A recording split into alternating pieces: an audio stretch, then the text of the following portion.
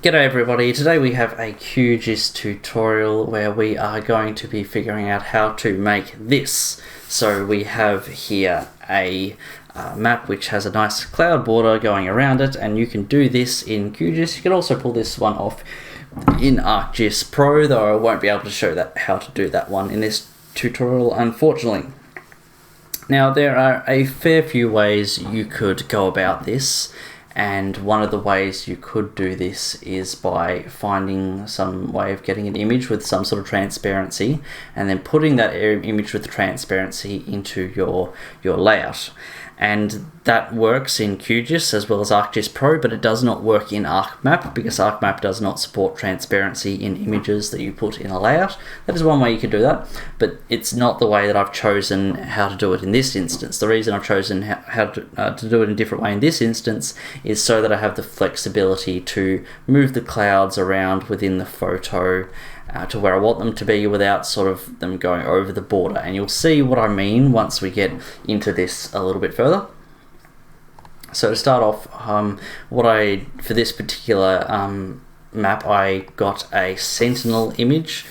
And you don't have to get a Sentinel image. You can find an image from Google Images of some clouds that are in a good arrangement that you like. The reason I went for Sentinel though is because Sentinel has higher resolution, which means you can blow it up onto bigger maps, but also Sentinel has a very good bit depth, which means that you can get a lot of details out of the clouds when you start to stretch the colours in QGIS or ArcGIS, whatever you're using.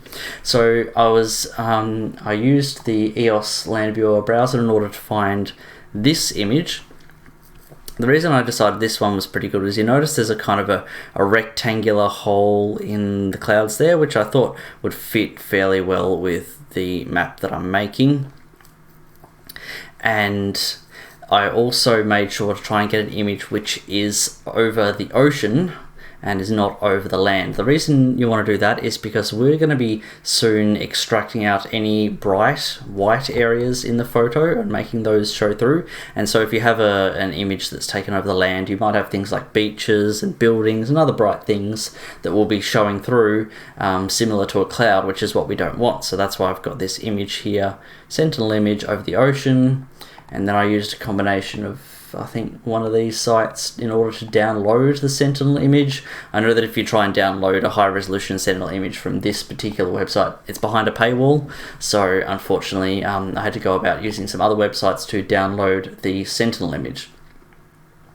Now, once you've downloaded the Sentinel image, what you can do is go into an image editing program to manipulate the image if you want to make it look a little bit different. So for example, depending on what you're trying to make, you might want to put a blur across the image to make it look like the clouds are moving. I decided in this instance that it didn't look so good, and so I went for an unblurred image of the clouds. So I didn't do any image editing of the image before I brought it in to QGIS. So now we get into the part in QGIS where we're going to be doing some fake georeferencing, if you will.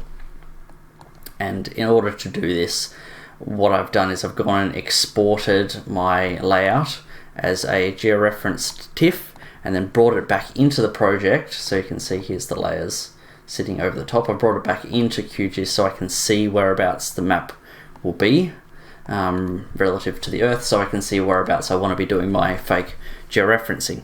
So now we're going to get into moving the actual image itself, and let's see if we can find it. Okay, it's sitting here over the ocean, and that's great.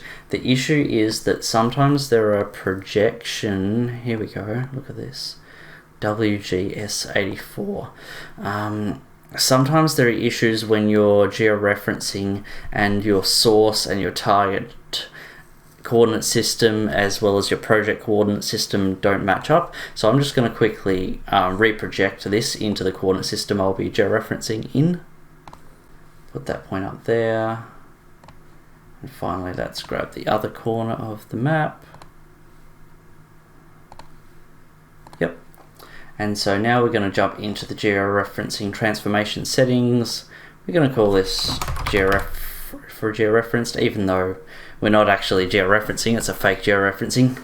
And so we're going to set the transformation type to spline. I think that works out best for this particular situation. Best not to go for a polynomial just in case it does some weird stuff. Set the compression to LZW. Not going to save the GCP points, and we're going to go ahead and run that and see what happens. Alright, we made it. QGIS's georeferencer is such a battle. There was some sort of glitch going on where the source and destination eastings and northings and the difference between those didn't match up here in this table here in the georeferencer, and so it wasn't georeferencing properly. So what I had to do is bring in an ungeoreferenced image, like with no spatial reference at all, and then georeference that in order to get this working. Unfortunately, yeah, QGIS's georeferencer is a bit of a battle. It's not as good as the one in ArcGIS, but that's all right. We made it here eventually. So the next thing we're going to do is jump into the symbology, and we're going to go for a single band pseudo color for this particular image. We're going to go linear. We just want 2 classes, and then what we're going to do is set the lowest value as transparent and the highest value as, if it'll let me, white. There we go. Yep, white. Yep, and we apply that. We're getting closer to what we want. So now let's set the white value as 15,000. Great, okay, now we're starting to get what we want. I just realized that when you are setting the transparent lowest pixel value, you just want to make sure that it's also white. A transparent white is different to a transparent black. So we've got to make sure we distinguish between those two. Now we're going to set the lower limit of transparency to maybe something a little bit higher. Here we go. So now what we're going to do is zoom in on our map a little bit and play around with these values for the pixel, what the pixels values will correspond to in terms of the color. And so the value that we choose will sort of define at which point the cloud sort of disappears and no longer becomes transparent, or starts becoming transparent completely. So you notice if I set it to 3000 as the transparent value, there's just too much showing through there. If I set it to 5000, that's a little bit better. 6000. You notice we then start to eat away into the into the clouds that show up a little bit less. So maybe let's set that to 5500, and we start to get some of those little clouds coming back. Now the other thing we need to watch out for is washed out clouds, which will define our upper limit. And so we can have a look down here at these clouds here. If we set the upper pixel limit for white to, just as an example, 30,000, suddenly these clouds down here won't be as washed out.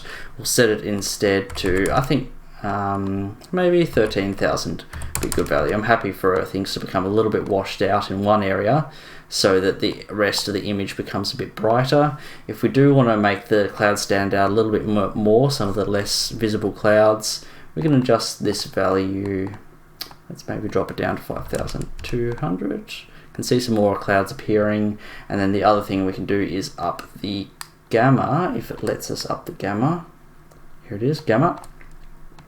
So the gamma here just sort of bumps up those middle values to be a little bit brighter within the color stretch.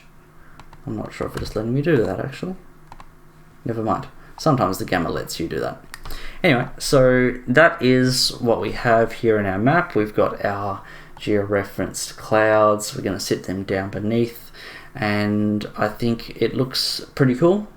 You can see though they're covering up the roads a little bit and make a nice border.